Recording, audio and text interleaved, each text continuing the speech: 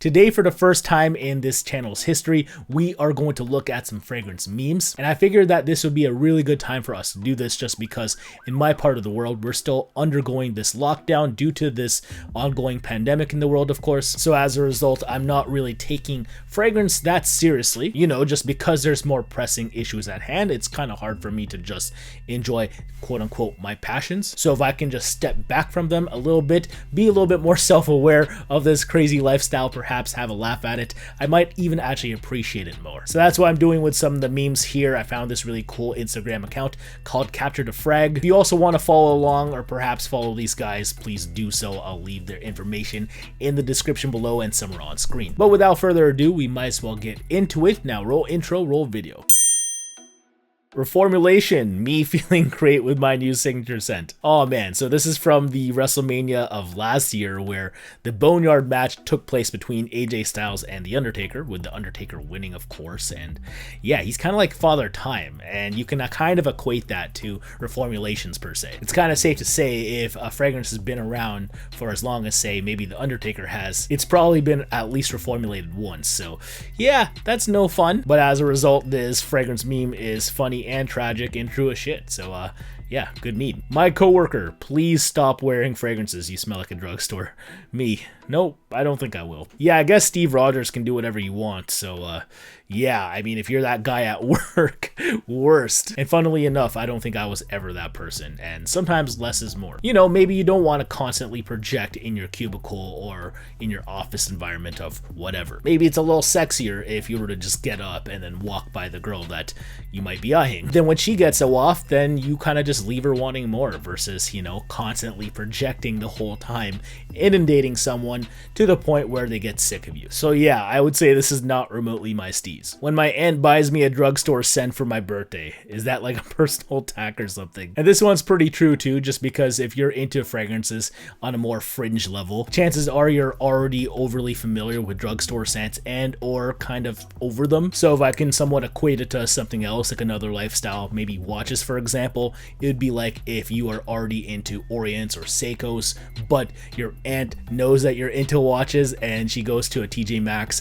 sees an Invicta that she thinks you might like and then gets it for you, and then yeah, I guess it's like a personal attack. But yeah, I think we've all been there, but I know I'm appreciative nonetheless. When the estimated arrival of your fragrance order switches from Friday to Monday, fuck. And hey, with the Federal Postal Service of my country being really late recently, I definitely know what this is like. And I swear, it just hurts so bad, especially if you feel like you really need that scent that's coming because, you know, it's been a while since you actually copped something, you want to feel that rush again. And then again, all of a sudden, you're not able to. Yeah, it sucks. Extreme Intense Profumo, flanker names after the original got reformulated. Yeah, make an already strong enough OG line weaker, especially when you feel like coming out with more flankers like these. And to be fair, I think this is also the reason why I went niche, because I feel like it happens less often there. And from what I've gathered so far, I feel like this is true for the most part. Like, due to corporate greed, what do you think is going to take more of a shit more often than not? Designers or niche? Yeah, I'll wait. A fragrance store, Cologne, exists. Me. Oh man. Got Theresa May up in here just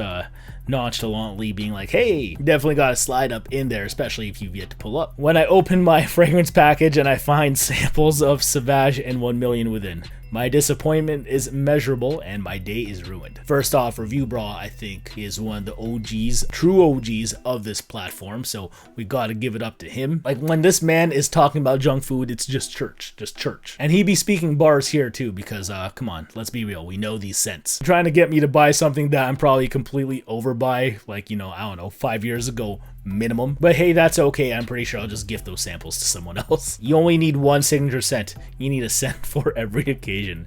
Captain America Civil War. This shit true too, let's be real. You know, you'll have those people who are kind of pulling up on you and being like, why do you have so many fragrances, yada yada yada. It's obviously because I like them. And if you also take a little bit more pride being a bit more utilitarian with them, kind of like I do, then yeah, definitely more on Iron Man's side this time around. Me versus someone in the gym that uses 1 million before the treadmill. And I want to say that's Sauli Niinisto from Finland, and of course Donald Trump. So yeah, just basically pointing out someone who is nonsense for wearing such a scent to the gym. And we can always point to maybe, oh, casuals don't know about fragrances and that, yada yada yada. But to be fair, before I even got on Fragrantica and or these other forums, trust me, I could definitely separate a more summery, more versatile scent from a more wintry night out scent just by how it actually physically projected off of me. So if you yourself can't figure out which scents are for which, I'm just going to presume that your nose is busted. That's just not me trying to be mean. I just genuinely think you'd be that guy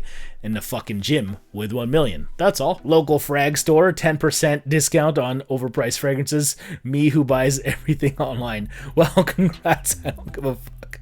Oh man, this is so true. Just hook me up with 35% off, free shipping, and hopefully no duties, and yeah, better than most local stores that deal frags, just saying. And this is kind of similar. When you see 20% off and the popular scents are gone. Fucking Bernie Sanders out here just super dissatisfied and or underwhelmed, and we've all been there. We've heard about this or this hot one and or already enjoyed those scents yourself, and you can't do anything about it because they're gone. So yeah, my friends, when I lend them a scent, after all, why not? Why shouldn't I keep it? This is the truest shit ever. This sounds kind of crazy, but at one point, one of my friends borrowed my Silver Mountain water, Creed Silver Mountain water, for a good half year, and safe to say, that shit was definitely way lighter than when I initially gave it to him for maybe like one date, for example. So yeah, please don't be that friend. Use these opportunities, these basically olive branches that I give you, to find something that you like yourself and get a version of that you can call your own personally. Don't fucking just use mine forever. It smells good.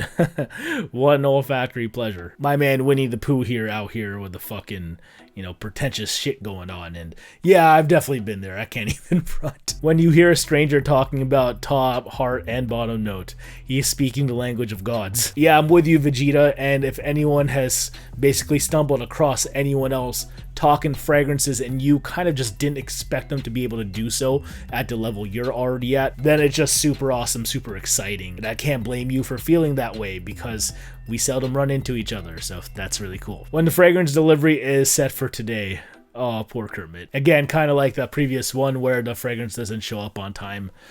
Fuck, yeah, you just feel damned and it's no fun. So again, I can get down with this one too. But you already have enough fragrances, and John Cena out here laughing. So sometimes it's both guilty denial like John Cena here and shame that I feel. So yeah, I don't know what to say furthermore. It's just what it is. And last but not least, when someone on the internet rates a scent without even smelling it. Thomas had never seen such bullshit before. Yeah, I think this is the one I relate to the most, just because fortunately as a creator in the fragrance community, I do get early access to quite a few things. So when I see X user out here proclaiming that they know what something smells like and or they know what something is going to smell like, and I have no idea on either front because I'm not going to judge something unless again I have it in hand and or off of my nose. So yeah, when you go beyond the press release and you click on that fragrance's profile on Fragrantica, you see them downvotes, you see them other specs that these people are giving it, and we don't even have a release date announced. Yeah, that's the worst. So yes, please do not be that person, and I would presume that you aren't that type of person if you are still watching this video. And to you, I would also like to say thank you for the ongoing support and sticking around this long. And if you enjoyed this video at any point, please give this video a like as well. If we hit 500 of them, I'll be dropping another video of this kind, hopefully again in the near future. So if you also want to catch that, please also subscribe